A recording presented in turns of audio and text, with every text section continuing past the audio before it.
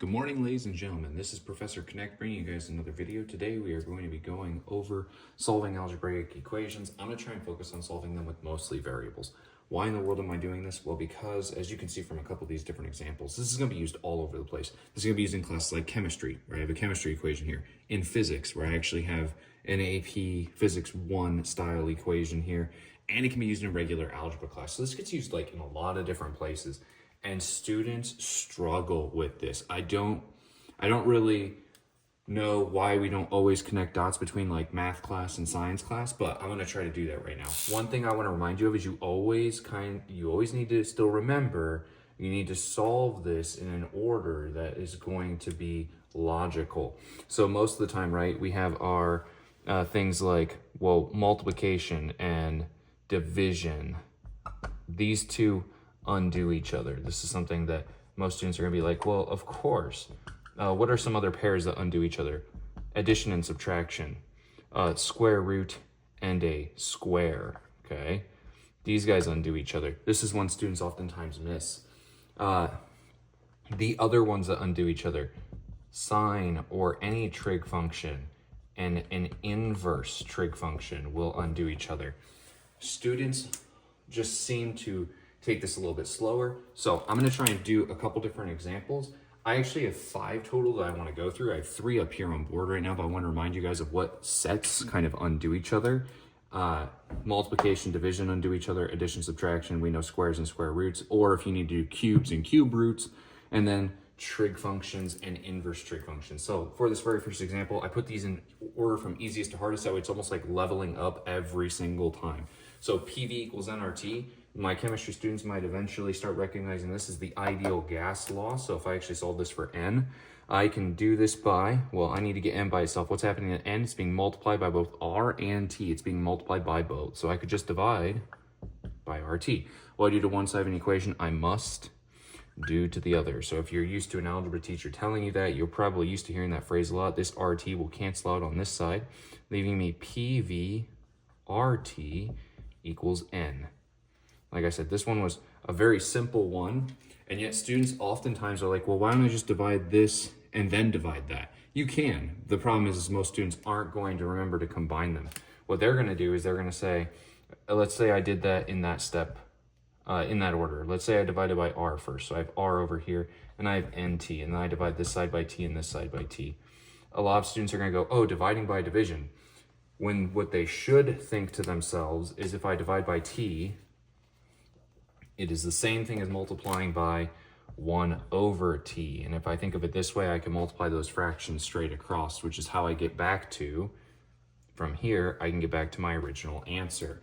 Because remember, dividing by t is the same as multiplying, or dividing by a variable is the same as multiplying by its reciprocal. Reciprocal means 1 over something. So, if I look at the second one, a little more complex, right? One step up. I'm going to solve this guy for x. So I see my x right here.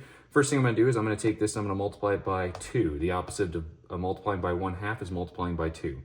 So I'm going to do that to this side. What I do to one side, I must do to the other. That will cancel out both of those. That's going to leave me with k times x squared equals m times v squared. Okay. Now I need to actually solve this for x. So I need to get x by itself. What's the opposite of multiplying by k? Dividing by k. Again, what I do to one side, I must do the other. Divide each side by k. It'll cancel out the k on that side. I'll end up with x squared equals, I'm going to have an x squared equals m times v squared over k. Now the last thing I need to do is take a square root. This is where I, as a math teacher, might be a little less picky than some of your math teachers if you have math teachers who want you to simplify this down more completely, but this is actually an acceptable answer in most cases. You can just take the square root of the whole thing and just leave it as this. So this actually gets rid of all your variables with x, and now you have an answer for x by itself. I take a square root to undo a square, so that takes care of my second example. My third example here, I want to do the opposite. So I'm going to solve this guy for g. G is on bottom. So first thing I need to do is I need to get rid of the square root. So the opposite of a square root is a square, so I'm going to square both sides. If I do that, I'm going to end up with t squared equals L over g. Here's where students oftentimes are going to make a mistake. They're going to go, ooh, okay, g is on bottom. So I'm going to divide over L. No, you cannot have a variable on bottom and solve it. If a variable is on bottom, you can't do it. If you're solving for this, just like in math class, if I have 1 over x, I'm not done. I need to solve for that x. I need to pull x out of the bottom, and I'm going to do the same thing with this guy. I'm going to pull g out of the bottom. What's the opposite of dividing by g? Multiplying by g. What I do to one side, I must do to the other. If I multiply this by g, it's like g over 1, so this g will cancel out with that. So I'm going to have g multiplied by t squared equals L. I still need to get g by itself. I'm solving for g. I'm not done. I need to divide over t squared. So I'm going to divide both sides by t squared, and that's going to give me L over t squared as my answer. Okay? Now, there is more than one way to solve for this, any of these answers. In a lot of cases, there's more than one way. I showed you 2 ways for this guy. There are different ways to solve these, but they will follow a logical process, and they should always end right near or around the same answer, okay? I'm telling you that because there's going to be minor differences in how you write things, but your answer overall should be the same. I'm going to write the last 2 examples for our like more quote-unquote harder examples. Okay, ladies and gentlemen, for our last 2 examples, what I have here is I have one that's actually, this question is very, very similar to like SAT prep style questions. So you will see this in multiple places, not only in your classes, but on practice tests and tests like the PSAT and the SAT. Down here, I actually tried to use a little bit of trig for my pre-calculus style students. So again, I'm trying to layer all this together because I want to make sure you guys can see this. So when I actually solve this for y, my y is inside of my parentheses. So first of all, I need to get rid of this 1/4. To get rid of 1/4, I'm going to multiply both sides by 4. So keep in mind, I'm openly admitting to you there's more than one way to solve this problem. When I multiply by 1/4, I'm just going to put the 4 on top. You could have the 4 outside of the whole thing. You could have 4 times a over b. That would have been fine. Now, if I solve this for y, I need to subtract over my x. So my next step is subtract both sides by x. When I do that, I'm going to get yz equals 4a over b minus z. Or sorry, minus x. Whoops. So minus x. There we go. So what I do from here to here, I subtracted both sides by x. Okay. Now the last thing I need to do to solve for y, I need to divide both sides by z. Okay. I need to divide the entire side by z. Now, this is why I did this problem. This is an SAT style question. Usually on the SAT, they're going to have 4 multiple choices that are all going to look fairly similar. In this guy, your z's will cancel on this side, so you still have y equals. That's good. But now, what the heck is this monstrosity? Well, this is one answer, but if you simplify it, which is what the SAT and other tests like that will do, and even your own your individualized math teachers will probably do this too. Well, this is dividing this by both this and this.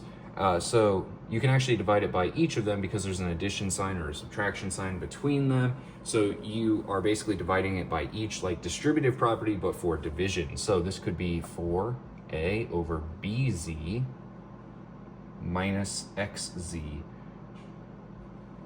or x over z. And this is a perfectly fine answer.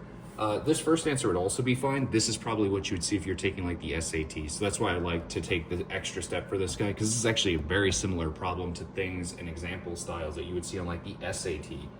Now, for this, for trig, for my trig students here, if I want to take apart this guy and I want to solve for theta of a, that means thetas are 2 different angles, okay?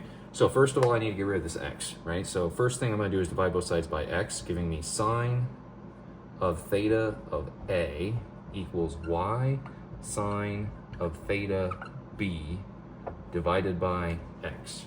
Okay, there's my first step. So that is my first step. It gets me everything perfectly fine. So what's my second step going to be? Well, my second step is going to be, I'm going to undo sine. How do I undo sine? I'm going to take the inverse sine.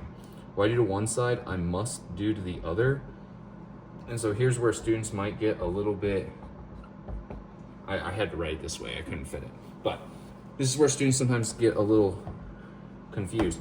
Theta of a is just going to be equal to the inverse sine of y multiplied by sine of theta of b over x.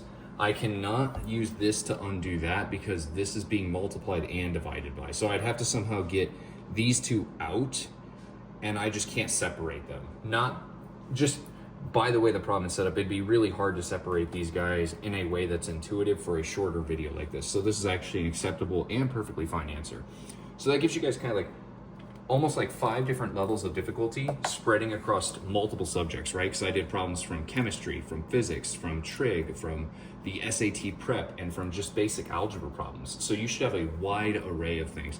So I hope this video was helpful to you guys. Leave a comment if you have any questions, and I hope to see you guys in the next video.